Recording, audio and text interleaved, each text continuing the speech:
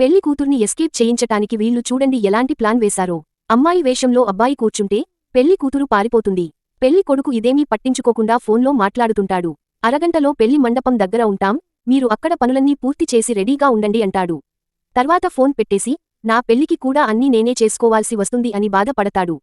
Car ఎక్కబోతుంటే వేరే బుడ్డోడు పెళ్లి కూతుర్ని తీసుకొచ్చి, భయ్యా నువ్వు చాలా మోసపోతున్నావ్, కార్లో ఉన్నది పెళ్లి కూతురు కాదు, ఇదిగో ఈమెనే అసలైన పెళ్లి కూతురు అంటాడు.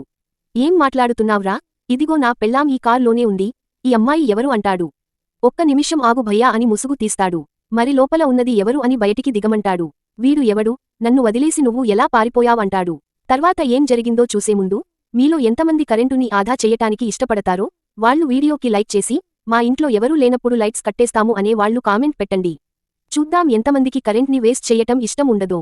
అతను నా బాయ్ ఫ్రెండ్, మేం ఇద్దరం ప్రేమించుకున్నాం, పెళ్లి చేసుకోవాలని పారిపోదాం అని చూసాం అని చెప్పి బాధపడుతుంది.